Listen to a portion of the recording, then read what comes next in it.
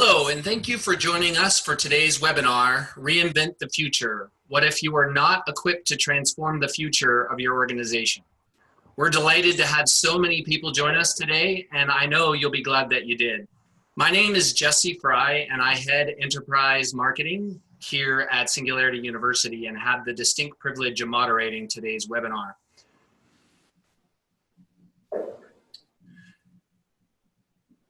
At Singularity University, we empower leaders with the mindset, skill set, and network to build breakthrough solutions that leverage emerging technologies like artificial intelligence, robotics, digital biology to solve the world's biggest problems. We'd like to first start out, just so we know who we have on the call today, if you could tell us a little bit about yourselves in the chat. Let us know what industry you work in. We have some people from cosmetics, defense, banking, hospitality, steel industries, and many more. It's great to see so many people from a variety of industries, so we welcome you all today. Just to start out, we have a few housekeeping items before we get started. All participants will be muted throughout the duration of the presentation to ensure the best quality video and audio. During the presentation, if you should encounter any audio issues, please refresh your browser and check your computer's audio settings. Again, submit your questions anytime during the webinar. Just click the chat button to ask questions. There is also a Q&A button that you can also pose your questions in there as well. We will be answering questions at the end of the webinar. Lastly, we are recording today's webinar and we'll share that with you follow up after we complete the webinar. Today, we're excited to have an amazing guest with us. Just give me 1 second and I will move this along. With many years of experience to share their approach of leading changes in the midst of accelerating change. In today's session, we'll explore how organizations can re-envision the future of their organizations, how you can develop future-ready leaders, how to achieve 10x scale and impact, and lastly, how you can proactively respond to exponential trends. Like I said before, we'll save the last 15 minutes to go over questions. But today I am happy to have a couple guests with us. First, we have Linda Foster. Linda is the Director of Technology Innovation for Lockheed Martin Space Company. Linda has experience successfully leading high-performance teams to drive business growth in various sectors, including aerospace, global security, and information technology. Due to the unfortunate circumstances, Nick Davis, our VP of Corporate Innovation at Singularity University, will not be able to participate with us. So I'm grateful to say that we have Mr. Paul Roberts, Director of Innovation Strategies and Design at Singularity University, to join us on our panel today.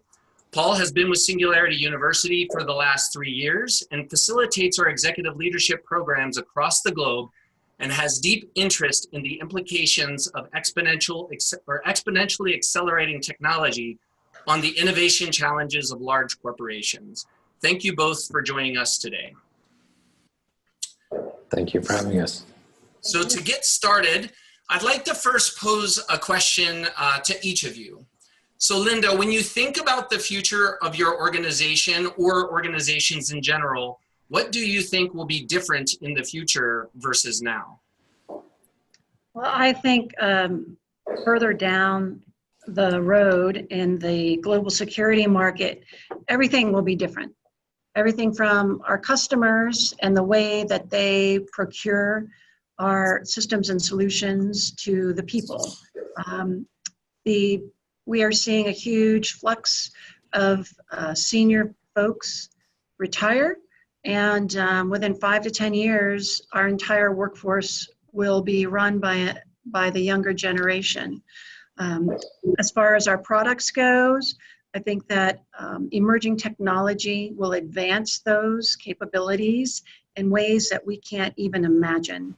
And then also from landscape, there's some uncertainty there because in our industry, it is so driven by the policies and the government budgets that we have to respond to that.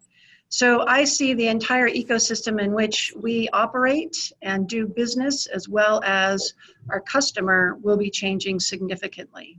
And therefore, it's important that we continuously look down the road and try to envision what our future will be like so that we'll be ready for it. Great. That's great feedback. So Paul, I have a question for you before we get into the presentation. You see and work with a lot of SU clients. Can you talk about some of the common themes you see in organizations facing and when it comes to planning for their future? Yeah, we've seen sort of shifts, you know, over the last 3 years that we've been doing this, that I specifically have been doing this. We've seen a real shift from 3 years ago. You would go into almost every organization and you would see this, oh my goodness, what is this? What is this future that you're telling me about? Is this true? We're starting to now move much more into a broader awareness of the fact that all these technologies are not only real, but they're real and they're here, and that they're going to come more and more. So now we're moving into this space of, okay, I think I'm starting to get a sense of what this is, but what do I do about it and how do I do it? That's a space that we're starting to see. Another theme that comes up time and time again is, and we hear a version of it, and it goes something like this. We're a 100-plus-year-old organization, and how do you turn a tanker, right? That once they've sort of seen the future. We do offer them a reframe of that, is that as a 100-year-old organization, you've got a lot of assets, and we're seeing organizations start to see that. So another shift that we're seeing is that they can see themselves not as a tanker, but as a flotilla, and they can move in that direction. The other shift that we're just more starting to see this year is that the incumbents who were sort of running scared that the fintechs and the prop techs and the put your industry and then the word tech after it, we're going to come and eat their lunch.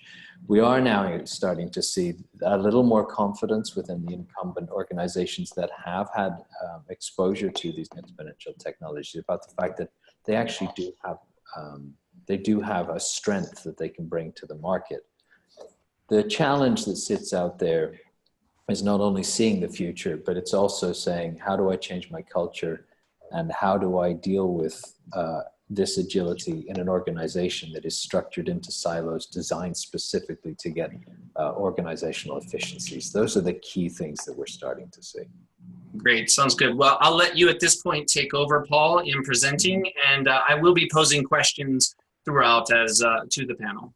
Sure, absolutely. I think you're advancing for us, right, Jesse? Yes, correct. Yeah.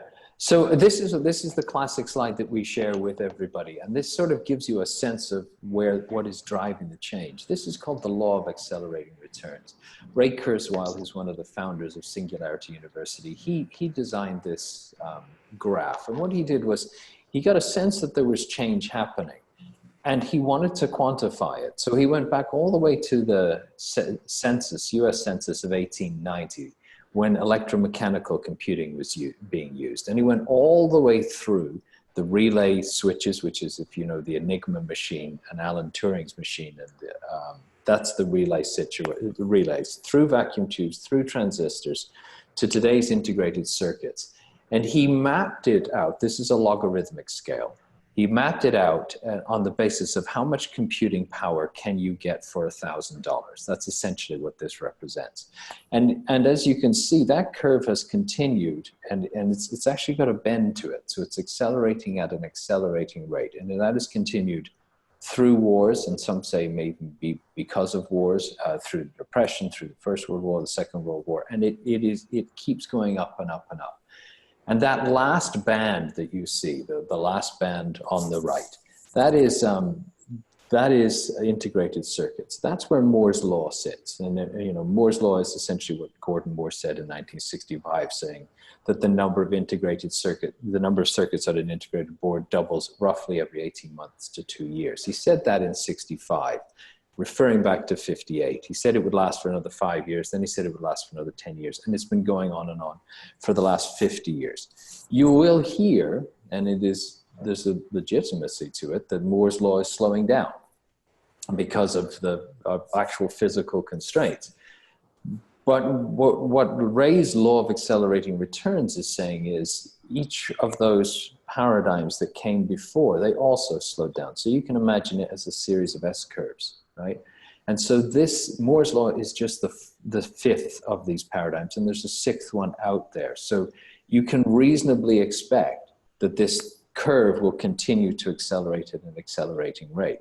We're starting to see the beginning of that. We're starting to see that with investments in quantum computing. We're starting to see that investments in chip architecture, specific chip designs like neuromorphic computers. We're starting to, like GPUs, you're starting to see neuromorphic computing. So that's going to go up and up and up. And that's at the heart of what is driving this forward. That is the thing that you've been feeling, especially over the last few years, because of that uptick since 2008 and that huge computing power that you now have essentially in your pocket. You have 120 million times the computing power in your pocket that it took NASA to land a man on the moon, if you believe that they landed a man on the moon, which I do, right? So that's what you have in your pocket. And that's what's driving all of these different technologies. Up in the left, that's Lee Sedol. And that's when AlphaGo just made that huge leap forward and beat the Go champions and continues to do so. You've got Beyond Meat there, apparently worth $1.5 billion valuation in its recent IPO. So all of these changes, as you see with the amazing advances in augmented reality. You see the whale coming out of the gym there. That's a magic leap. You've got 3D printers on the spaceship. What I love about this picture too is that at the very bottom you see the red robot with his hands going out like this. That's Baxter. Baxter's come and gone, right? So we're seeing amazing technologies that have come into the world and then they've died on the vine, but something else is coming up behind it. And so we're starting to move into the space, if you could shift it to the next one, into the space where we're seeing that these technologies are becoming real. Can everybody see the bottom of that slide? Okay, Linda, can you see the bottom of the slide clearly? The bottom is cut off. The bottom is cut off, I think, yeah. So if we could adjust that a little bit, that'd be great. But what you're seeing is, this is a great chart from Frank Diana, and what he has mapped out is sort of those exponential technologies that we all know, the internet, social, cloud computing, data analytics, and then these accelerating ones like 3D printing, renewable energy, the Internet of Things. And he's mapping how they're all converging together and how that convergence together is starting to not only accelerate the advance of one over the other. How can you use AI to improve biology, and how can you then use biology to increase lifespans? But it's how we are getting on the other side of the curves, how that's starting to change the world we live in, how the fundamental things we believe are starting to change. If you flip to the next slide, this is one of the fascinating things. So you're in the middle of this cone, okay? And the cone, and the part that is the flat one that is all labeled, that is the world that we're starting to believe is coming to fruition.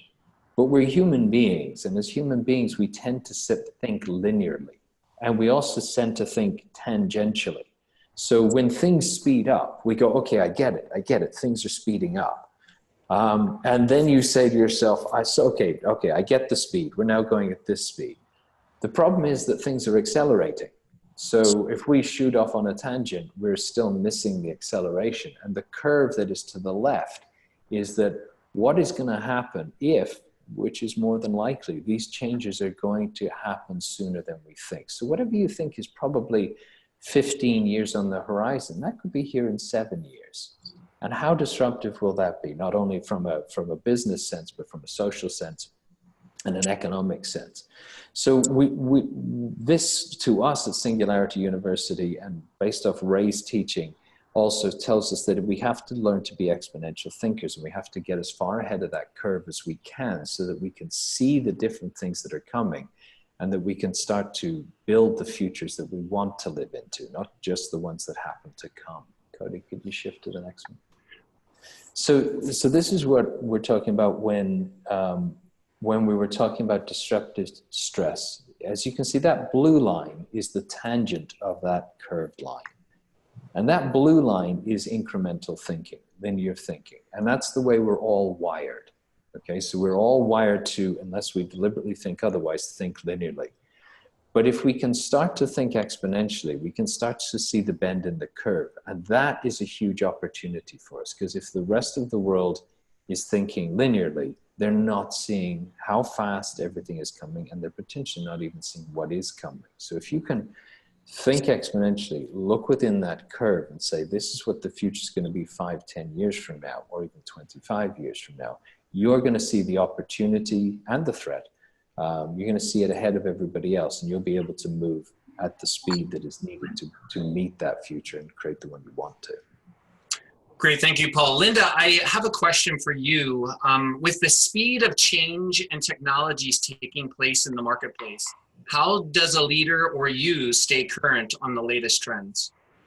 So that's extremely challenging, especially for the business leaders, because we're obviously busy running the business.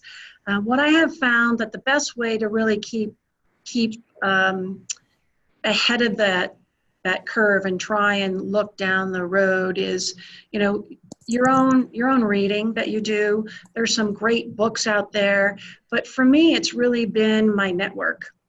And there are many forums, not only just focused on that specific industry that you work in, like finance or defense or IT, but you can glean a lot of insight from your peers in other industries. I have found that as I'm out and about, and I participate in quite a few forums, and I've attended the Singularity University, some of their courses as well. And as you start to talk to these people who are at the running the business and trying to grow it and see what's next in technology or in their industry, you find that we all have very similar problems. But their insights are just incredible, because they see your industry in a totally different perspective. And it's those diverse perspectives and the information that they have built their knowledge base that really can give you new perspectives on your own business. So I would say your individual reading, training classes, participate in forums, embrace the diversity of different industries, and really continue to grow and expand your network.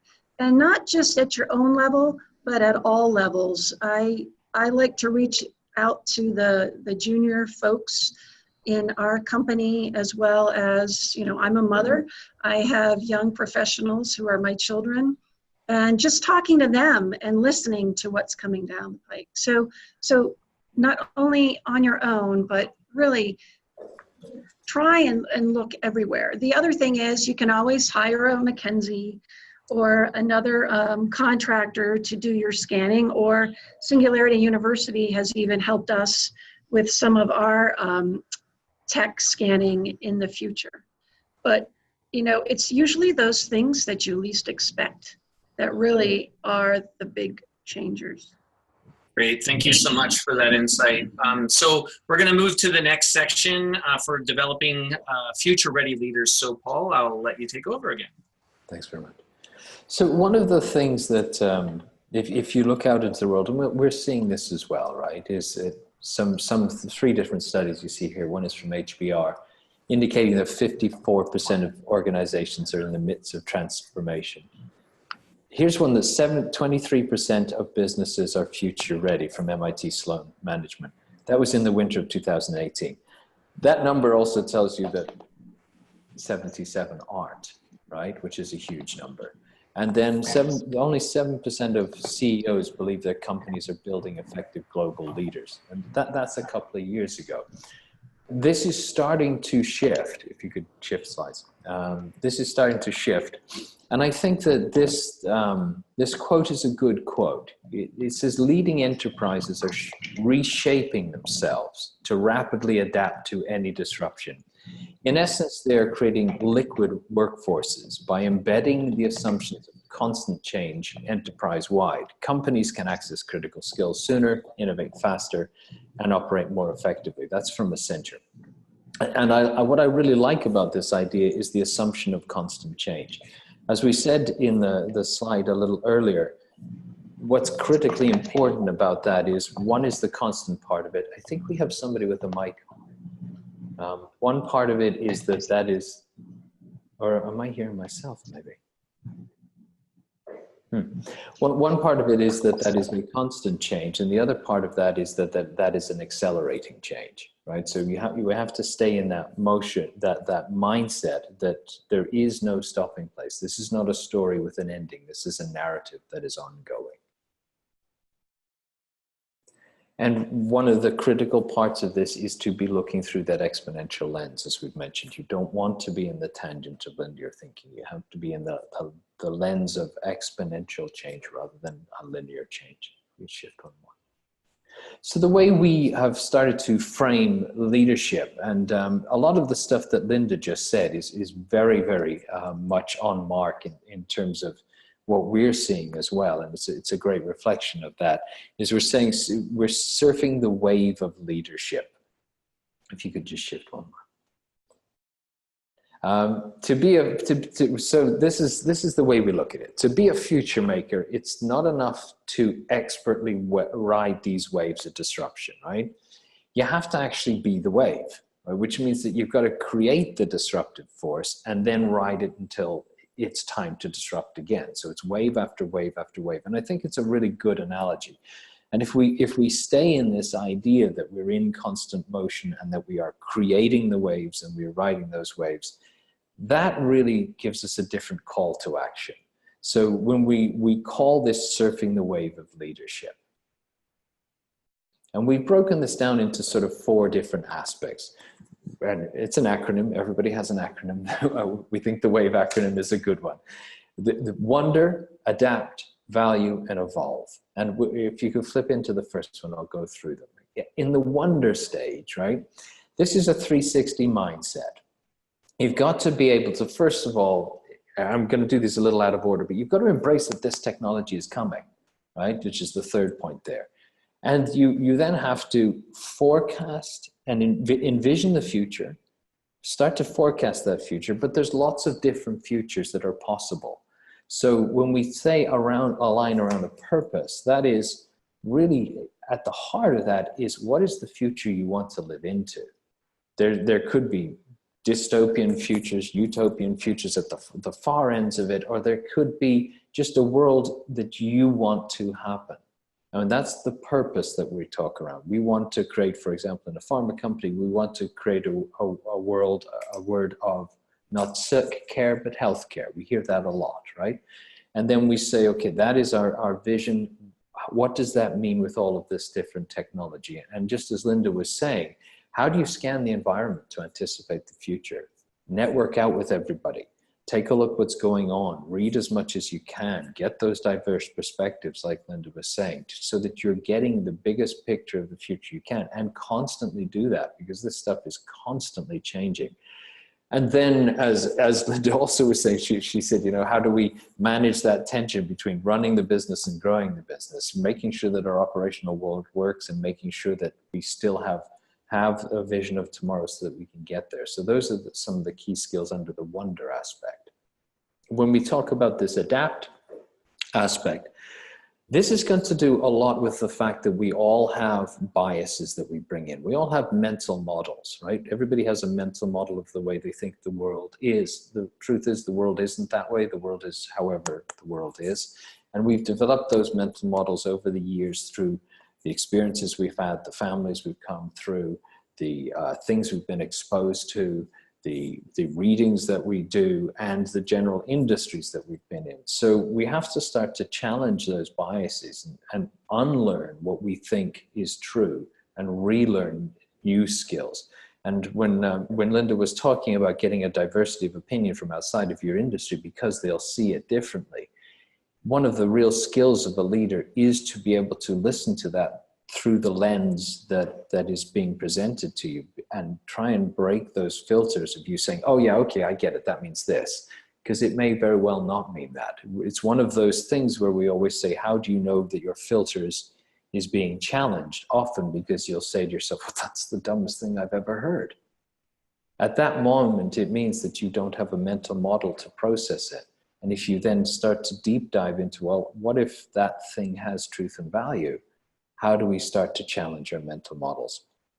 And that's a bit around the way, if you flip back just for 1 minute, that's a little bit around to develop alternate perspectives and behaviors. And that's really to stay in that what if mindset. Yeah, thank you, Jesse.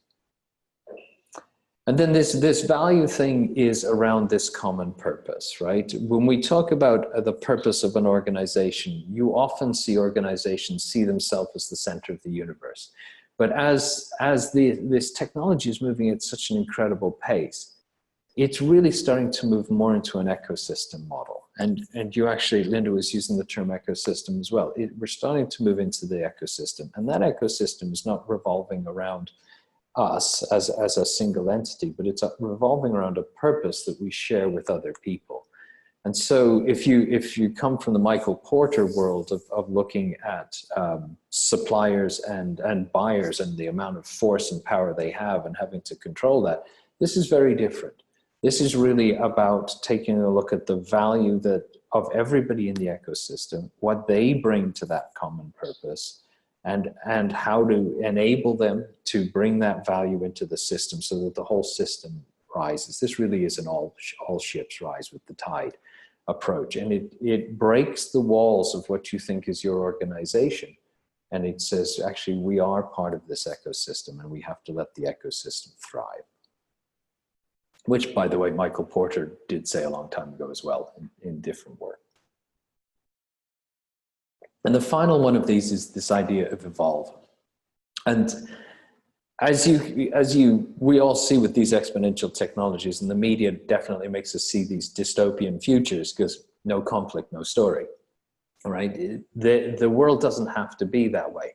But there are some really legitimate things that we really have to look at. So what is the impact in society? What is the impact on people? What is the impact on businesses of these exponential technologies? And we at Singularity University have a framing that we can create a world of abundance if we want to create a world of abundance. And we ask people to frame things through the lens of abundance, how exponential technologies can create positive impacts, how we can leverage them to create this positive world and stay in that mind frame. And that's what we mean by evolve. So that is the wave analogy that we use. You will be receiving all of these slides afterwards. So. Great, thank you. So I have a question for both of you. What role do you see for future leaders playing in the success of driving growth and innovation in organizations of tomorrow? So either one of you could take that question first. Linda, I'm a little hoarse, so if you'd like to go ahead. I'll give you a break, Paul. Yeah. So I see that the future leaders, as far as being innovative,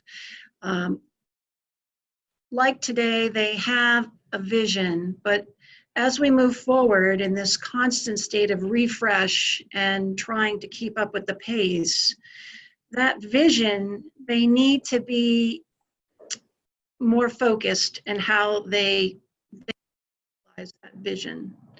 And what I mean by that is, you want to put a man on the moon? Well, we actually already did put a man on the moon. I can say that here at Lockheed Space. But you have to be focused. And if that's your goal, you need to practice strong innovation methods in this experimentation and not take risks. And as a leader, not unlike today, you need to be able to provide those resources for your company, create a culture that will take risk to really actualize your vision, and also not be afraid to say, we need to revector because it's not working. And sometimes things will change and the leader needs to make those hard decisions to stop. So as a leader moving into the future, they have to be more aware of how the external environment is going to impact their business growth. And they need to be able to adjust.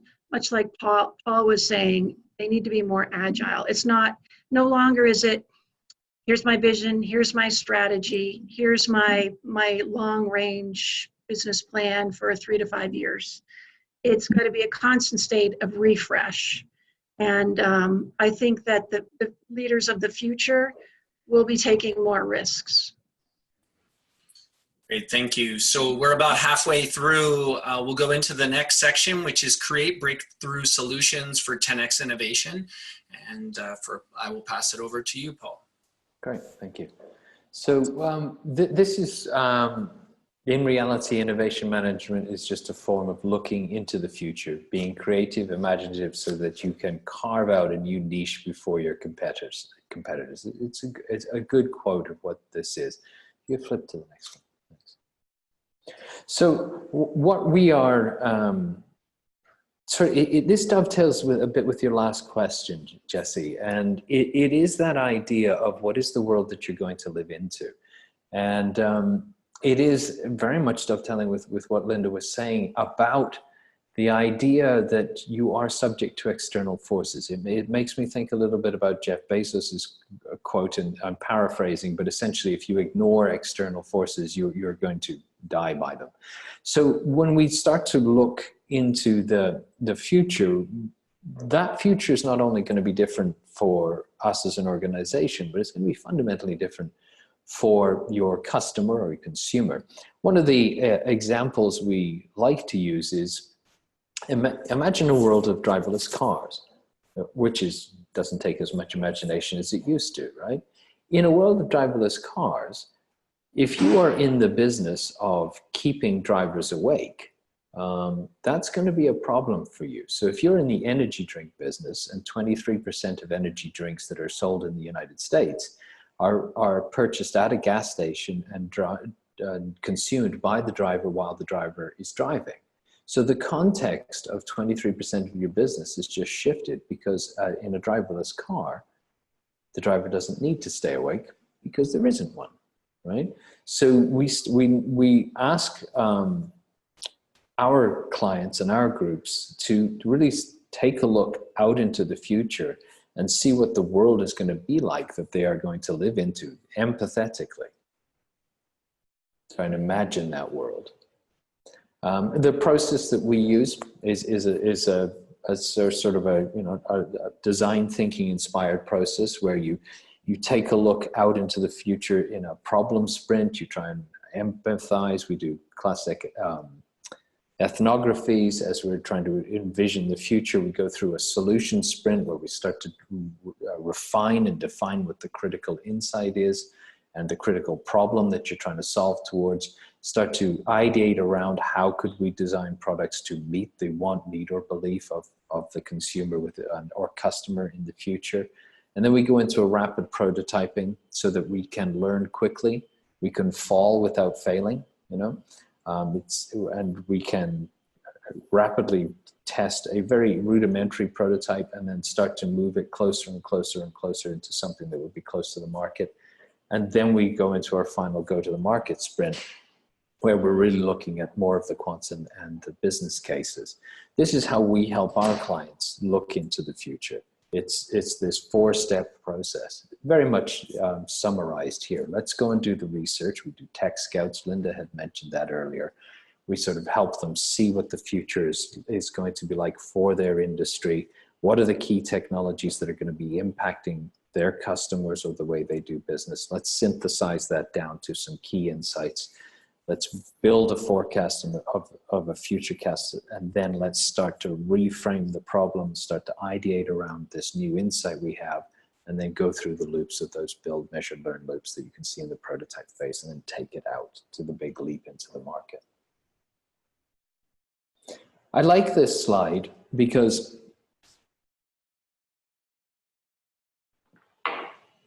many of us see horizons 1, 2, and 3.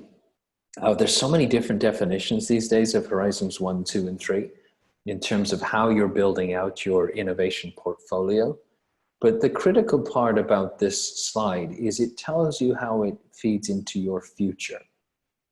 Horizons 1, we usually talk about in 1 to 2 years, and then Horizon 2, you hear about 2 to 3 years, and Horizon 3, we talk about beyond that.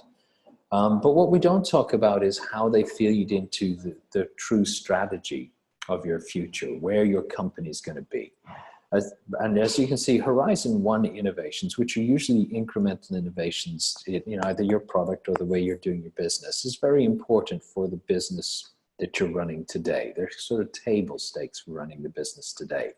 But as you can see, as the business changes, the value of that investment diminishes over time. Horizon 2 is sort of building what you're going to put out into the market 2 to 3 years from now. But the value of that has its peak and it starts to decline, because you can actually see it just ending up being as Horizon 1 of tomorrow.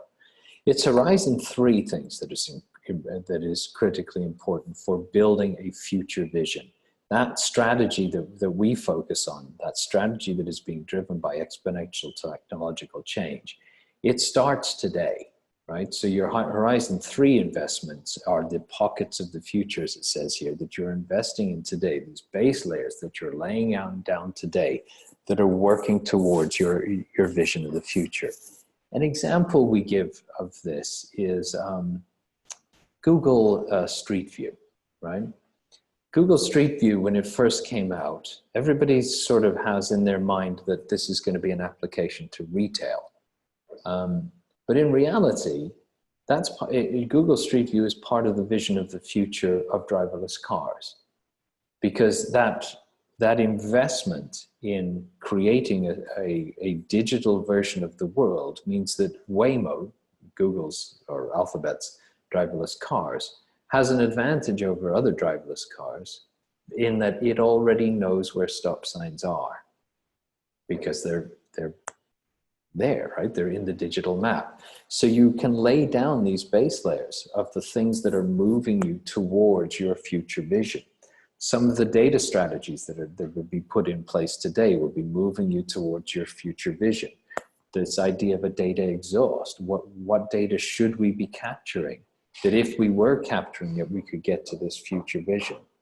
So these Horizon 3 investments are critically important, but they are driven by the destination you are currently aiming for. And I had mentioned this a little earlier, so I'll just quickly go through this one. This is what we're seeing in the market as well. This is what I was talking about, where if you about 3 years ago, people were talking about all the startups and all the fintechs that were going to come and eat their lunch. Today, we are seeing more of a sense that my competitors are eating their lunch. We are actually starting to also see it tip a little more towards what is Apple going to do? What is Google going to do? What is Alibaba going to do? What is Amazon going to do? What is Microsoft going to do? How are they actually going to get into our business? So we're starting to see that worry as well. And so I'd shift these percentages a little more towards them in terms of what we're seeing in the world at the moment. And I know that we like to show this slide because it's a PowerPoint slide. And it says, make ideas tangible and quickly. Before we build anything, let's PowerPoint the idea to death. Let's not do that. That's that very fast build, measure, learn loop that we saw in that circle in the middle. Let's get it out there. Let's test it. Let's test it as quickly as we can so that we are getting a greater sense for the market, for where things are going, rather than staying inside the company and talking things to death. Great, thank you. So Linda, this question will be for you. Paul presented a couple different models earlier on in this section. When you think about the different innovation processes companies have, what do you think are a few of the most critical areas where a company should focus or focus to not just do, or to get the company innovative, but to keep them there? So it's not just one area. For the folks that are on the webinar, we do practice the Singularity University model a little bit different because our customer is a little bit different. So we've modified our design thinking approach and looking at it from more of a mission aspect. So I think as far as as an innovation leader, some key areas that people tend to overlook. for us, we spend a lot of time really framing the problem that we need to address. And that's how we do our ideation. The other thing is, it's very critical that you staff properly your innovation sprints or campaign, however you call it. And that is because you need for us, we always pick an executive champion to help us with the transition of that great idea through the incubation stage and the prototyping stage, because we know in our business, you've got to have somebody there to take that great idea and generate value, take it to market and generate value, and that's what makes an innovation. So it is a problem, staffing, and also I just want to point out that your staff might be adjusted based on skill sets as to where you are in the cycle, because people who come up with the great ideas might not be the right person to really do the investigation and incubation around that. They just might be an idea person. The person who actually brings that prototype to life might not be the right person to transition it to market. So make sure that your staff is properly aligned to where you are in the phases. Then once you have set up a very successful process, you have to make sure you can sustain it. And be careful that your operational engine does not impact your innovation engine.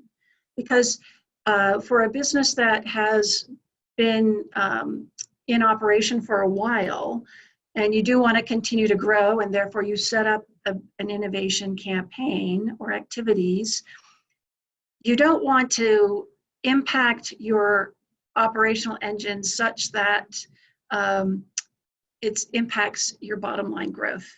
So there has to be a healthy division between the operations and the innovation.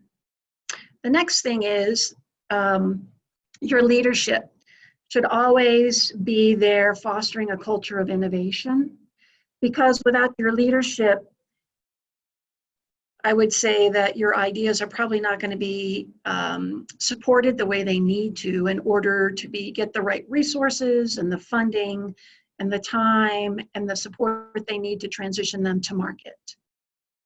Otherwise, they're just going to die on the vine, and you're going to get some very frustrated people. Great, thank you so much, Linda. So before we move into the next section, I just want to remind everybody, if you haven't had a chance to ask your questions, we will try to leave as much time as possible towards the end to answer them. So please either use the Q&A button or you can put them in the chat. The Q&A is the best place, but we will try both locations. So Paul, I will pass it over to you for the last section. Thanks very much. So one of the ways that we approach this, right, is that Linda was sort of talking about how we frame the question carefully, right? And we start this with a future vision, right? Reframing your thinking with an in-depth overview of the technologies and trends. We create an opportunity map for 20 years because there's a bunch of different alternatives, including some of the ones that we don't want to go into, right? In terms of where do we not want to play, what's an outcome we don't want. And then we start to develop, once we've looked at that map, really a future narrative, a compelling storyboard. Because socializing that map within the organization and getting everybody aligned in the same direction is critically important. And we do this in different ways, because remember, we are working in a space where it's out in the exponential future, and there's often what we call a vision gap. We've got a sense of where we're going, but we can't truly see it. And when you're trying to get an organization to all move in the same direction, closing that vision gap is really, really important. And that comes through a compelling future narrative and bringing that to life as much as you can. Go ahead, Jesse. Thank you. Because it's important, right? This is just an example of retail, right? But if you look at the changes that are happening out in the market, they're fundamental. If you go back 15 years, JCPenney, Sears, Nordstrom's, Kohl's, Macy's, Best Buy, Target, These are all the ways that people purchase things, Walmart as well. Now Amazon is coming in, and it's fundamentally changing the market, and it's going to keep changing the market. In 2016, November 2016, Amazon filed a patent to be able to 3D print in a van your order while it was being sent to you. They're very much thinking out into the future, which will disrupt this map even more as we go forward. So you have to be thinking way out there. And so to enable you to think way out there, one of the techniques that we use is sci-fi DI. So we use science fiction to help envision what the future could be. We push it 20, 25 years out so that we start to really break the mold of the way you're currently thinking. Let's really go out there. Let's go out to a point that is way out as far as you're concerned, because it's much easier to come back through that point to today. So we go out into science fiction, and I'll show you in a couple of moments some of the sci-fi stuff that we do. And then from that, we back out a little bit. So, and we say, let's take a look at the next 5 to 15 years.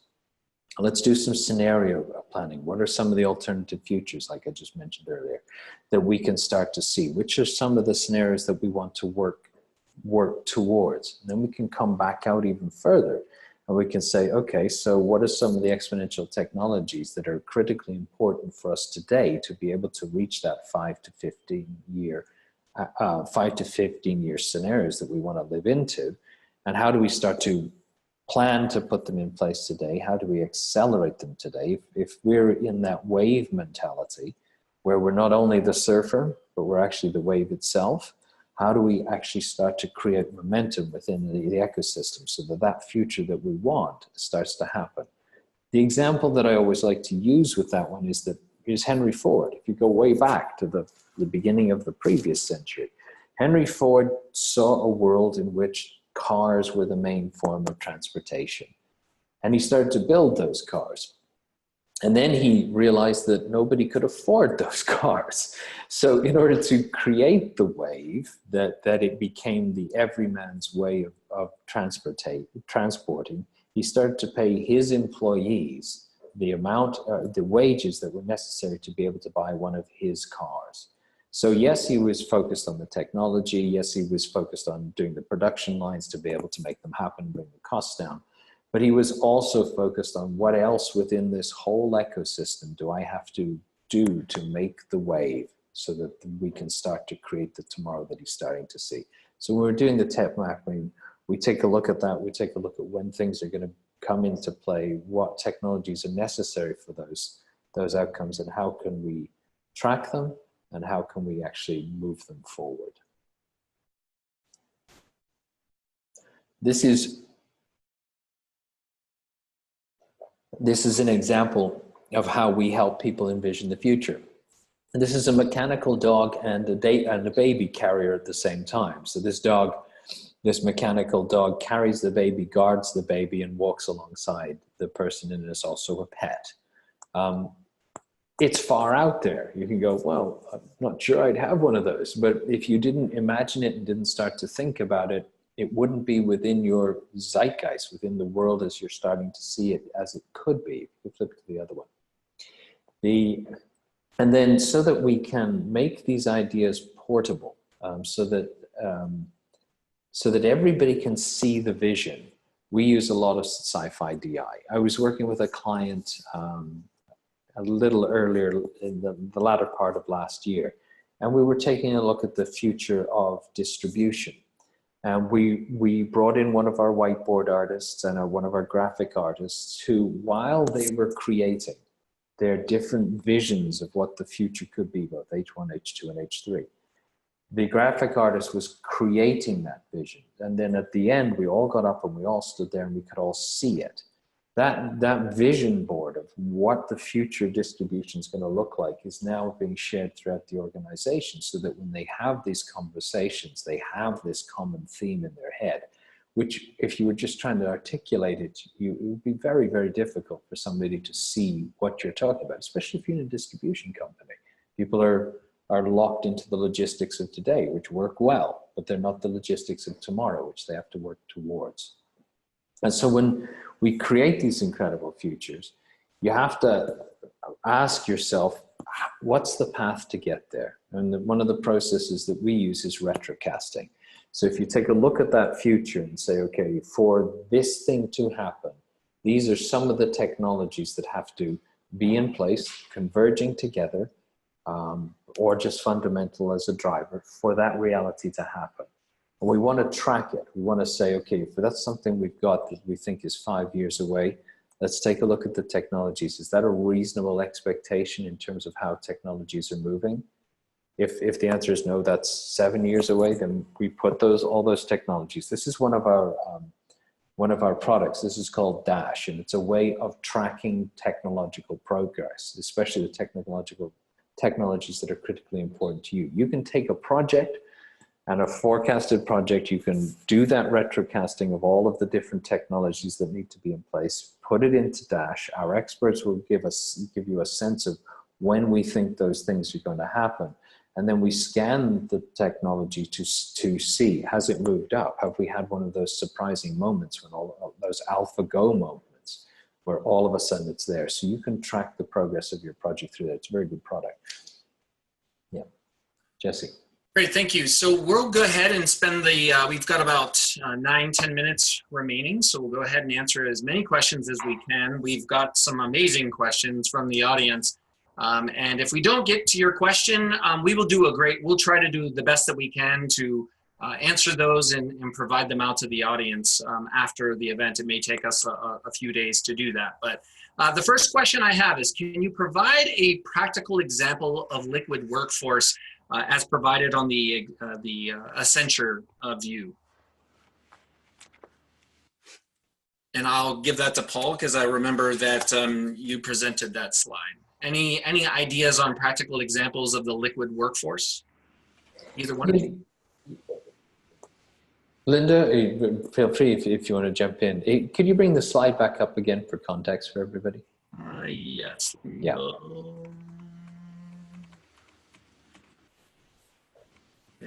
There, I think, yeah. Actually, was that it here? No, it's further back. Right here. There you go. Yep. Okay. Some of the things that are part of this liquid workforce, an example of a liquid workforce that I've seen is some of the work that Hire is doing, right? The Hire, who bought GE Appliances, and how they are establishing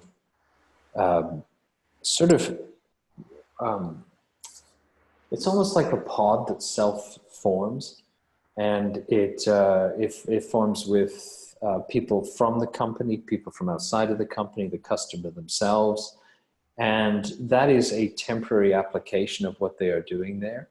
There's something blocking the screen, Jesse. And I'm sorry. That's okay. It's the module thing. And that is one of the things that we're seeing, a way of saying a liquid workforce. Another way of looking at a liquid workforce is the idea of using the gig economy and tapping into people's skills when you need them, rather than having them as full employees. Another example that we're seeing is, how do you network people all across, so that it's very much what Linda was saying, so that there is their day job, but there is also, how do you get them working across the organization in the innovation capacities where they're needed as well. And then there is the training courses of Coursera and stuff like that you're seeing coming out of some of those organizations that are trying to disrupt education and trying to disrupt the fact that you go to university for 4 years and that's what's valued in the workplace, rather than these are some of these micro degrees that you use to up your skills in the direction that they need to go. Right. So just to add to that, Paul, so one of the things that we've made an effort is to really understand skill sets and experiences of our individual employees. And in that way, we're able to, for example, if there's a problem that we need to address as far as machine learning, we can go into our databases and build that network and bring those people together. The other thing is, as we see disruption, That also allows us to take a skilled employee and repurpose their skills and adapt that way. And by making you can create a deeper bench that will allow you to adjust. But again, that's got to be, it has to start at the leadership level to make sure that that type of activity is being done, because that is, in order to actually set up and organize that way, that does take a little bit of an effort. But at the same time, it's, that's a lesson to all leaders, that you really need to understand your people. So when you get a new hire, you really know that person. Mm-hmm. And as a employee, I always like to tell my mentees, it's not what you know or who you know, it's who knows what you know. And by that way, again, through the network, you can adjust your organization and your focus and your workforce to tackle different problems as they come up, because you have a better understanding of who is capable and what your company is capable of. Yeah, we are working with an organization as well that is doing an awareness campaign all across the organization. It very much builds off what Linda's talking about. And so I'll be working with a group of their graduates tomorrow. Their graduates are people who have just joined the organization. And they're in mentor-mentee programs, but they're also being charged with being vectors of change. And it very much builds off what you're saying, Linda. It's the idea of don't wait for people to come to you, for you to share what you know and to share what you're thinking. These people are 24, 25 years old. And the vision that they have of the future is very, very different. And what they fundamentally know and how they frame how people interact and how technologies come together is critically important. And their ability to share that up the organization proactively is a huge thing. Huge thing. Great. We have another question. How do you think that leaders can see or create future possibilities or visions? Well, can you hear me okay? Yes. I see that my video has frozen. So I will say, in addition to the continuous learning of and knowledge that a leader captures, that Singularity University concept of science fiction design has been very impactful and useful. And it's a very effective way to communicate and show your staff and your company, clearly communicate what it is you are looking to accomplish.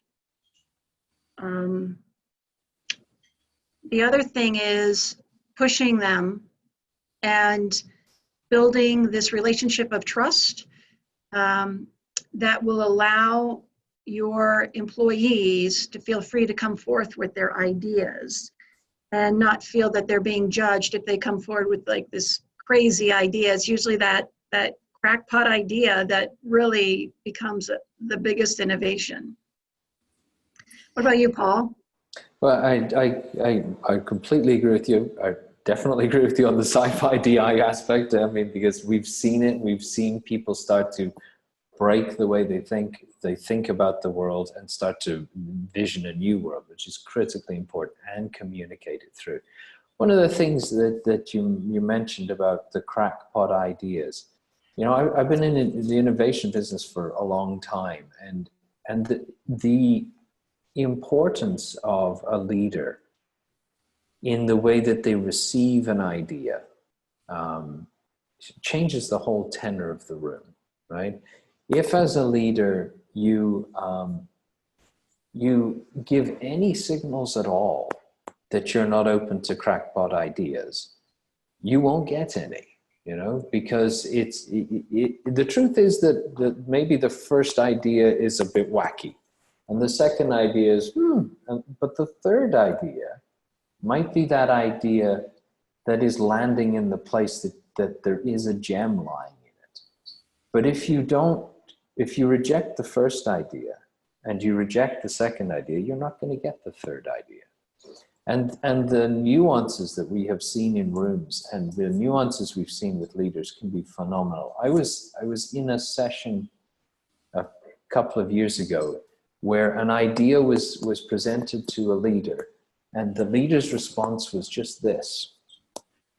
And that mere physical act of turning away shut the room down. And it took a long time to bring the room back up again. So as a leader of innovation, this is, I mean, we get teased about this often, but it's a very intentional thing. Every idea is awesome. Oh, that's an awesome idea. That's a fantastic idea. Tell me more about that. Tell me more about that. That'll enable these ideas to come forward. And then if you can frame them in a sci-fi DI way and then give it that ability to share it. But you're absolutely right, Linda. The ability to receive the idea is the starting point. Well, great. Thank you so much. So unfortunately, we are at the bottom of the hour at 3:31. So we've ran out of time. We really do appreciate everybody attending today. Before we go, you can check your email for a link from today's presentation. We will be sending the recording to you all, so you have this for future use. And please share it as necessary. If you have any other questions around Singularity University or interested in learning more about how to help leaders of startups and large organizations build exponential organizations and become exponential leaders, you can send an email to sr@su.org. And one of our team members will reach out to you and answer your questions. So again, thank you for joining us and have a great rest of your day.